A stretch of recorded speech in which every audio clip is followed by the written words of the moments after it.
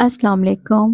मैं हूँ राबिया और राबिया की दुनिया में आप सबका दिल से खुशामदीद करती हूँ। आज हम बात करेंगे एक ऐसे रिश्ते के बारे में जो सिर्फ दुनिया का नहीं बल्कि आखिरत का भी साथी बनता है। जी हाँ, हम बात करेंगे निकाह के बारे में।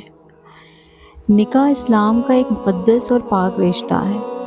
ये सिर्फ दो लोगों का आपस में मिलना नहीं होता, बल्कि दो ज़िंदगियों का आपस में मिलना होता है।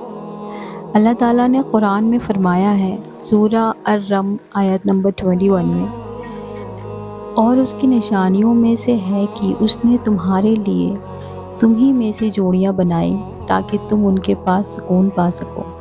इस आयत से हमें समझ आता है कि निकाह सिर्फ एक फ़िज़िकल कनेक्शन नहीं होता, इमोशनली सुकून का सोर्स भी होता है। सुन्नत और इबादत के नज़रिए से देखा जाए तो निकाह इस्लाम में सिर्फ सोशल रिस्पॉन्सिबिलिटी नहीं है, बल्कि सुन्नत मुक़द्दस है। रसूलुल्लाह ने ख़ुद निकाह किया और अपनी उम्मतों को भी इस रिश्ते की अहमियत समझाई। उन्होंने फरमाया है, निकाह मेरी सुन्नत है और जो मेरी सुन्नत से मुँह मोड़ेगा वो मुझ में से नहीं। तो ये रिश्ता इबादत भी है और सुन्नत भी है, और हर हलाल रिश्ता बरकत लाता है।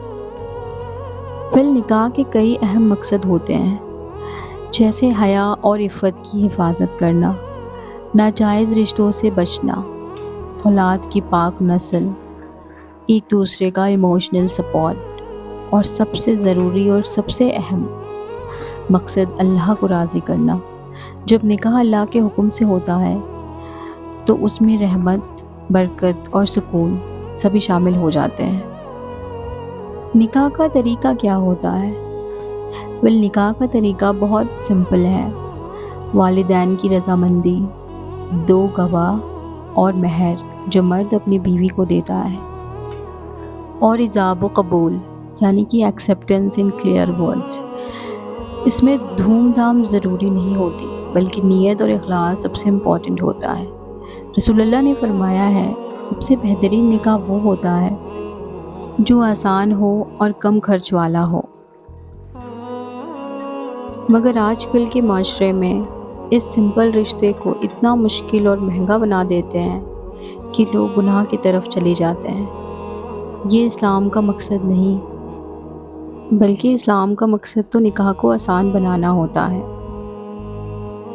निकाह से जुड़ी कुछ जिम्मेदारियां और हुकूक। अल्लाह कुरान में फरमाते हैं, सूरह अल-बकरा आयत नंबर 228 में, और औरतों के लिए वैसा ही हक है जैसा उन पर मर्दों का हक है, लेकिन मर्दों को उन पर एक दर्जा फजीलत हासिल है। शौहर और बीवी दोनों ज़िम्मेदार होते हैं मोहब्बत देना, इज़्ज़त देना और एक दूसरे का साथ निभाने में। रसूलुल्लाह ने फरमाया है कि आप में बेहतरीन वो है जो अपनी बीवी के लिए बेहतरीन हो, यानी कि निकाह के बाद सिर्फ हक लेना नहीं, ज़िम्मेदारी निभाना भी ईमान का हिस्सा है। निकाह सिर्फ दुनिया का ही नहीं बल्कि आखिरत का भी रिश्ता होता है। जो रिश्ता अल्लाह के लिए जोड़ा जाता है उसमें बरकत होती है। एक दुआ होती है जब नई जोड़ी बनती है, अल्लाह तुम्हें बरकत दे और दोनों को खैर में जोड़ दे।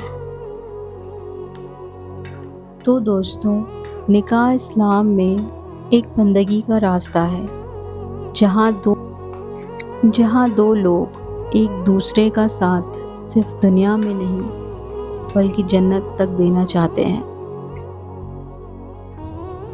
तो दोस्तों, अपनी नीयत साफ रखें और अपने रिश्ते को अल्लाह के हुक्म से सजाएं। निकाह को असल रूह के साथ निभाना ही इस्लाम का पैगाम है। अगर आज भी हम इस्लाम के असल तरीके पर अमल करना शुरू कर दें तो हर घर एक जन्नत का साया बन सकता है। निकाह हर मुसलमान के लिए एक ब्लेसिंग होती है। इस रिश्ते को समझकर, निभाकर और अल्लाह के हुक्म से सजाकर जियो। यही असल इस्लाम में निकाह का मतलब होता है।